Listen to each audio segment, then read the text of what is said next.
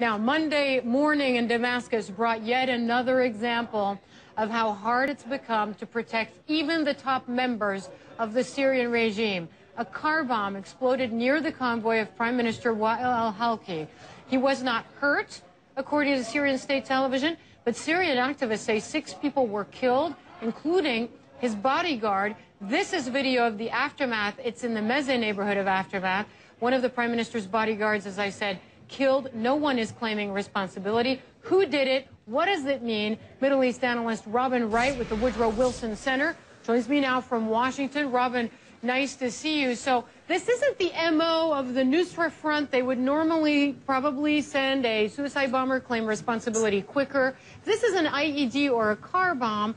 If it's a non-Islamist sort of rebel brigade, what does that say about where the conflict is going?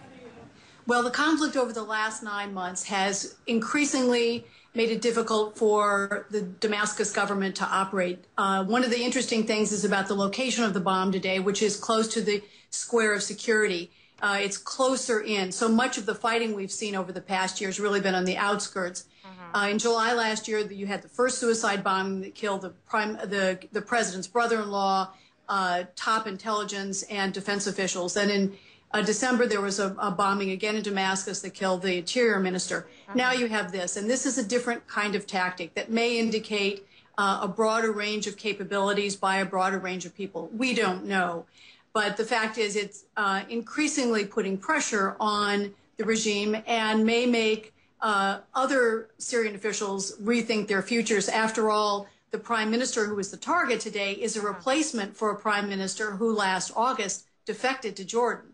But what I think is interesting, too, is when you sort of know where the prime minister's convoy is going to be in a situation as tense and uncertain as the situation in Syria, presumably it might mean that within the regime you have people cooperating with some of these rebel groups attacking top members of the Assad government. Absolutely. It's clear that the people who are responsible for these attacks do know where the very top leadership is going to be on any given day, and you know that there will be a change in daily travel patterns and the kind of precautionary measures that particularly autocratic regimes like this will take to try to protect its top officials. So this indicates yet again the tightening noose, but it is also at the same time not going to be easy for the rebels simply to win or to defeat this regime through IED or suicide bombings in Damascus. It would take many more than there have been in the last 9 months to try to make a difference. So what does this achieve for the rebels and those who oppose the Assad regime? Well, a lot of it's psychological. It does put pressure on those, may make those others rethink their future, as it did with the previous prime minister, safety for their families, their own lives. And that's the kind of impact it will have, far disproportionate to the number of people who were killed today. Robin Wright, as always, thanks so much for your analysis there on this breaking news story out of Syria.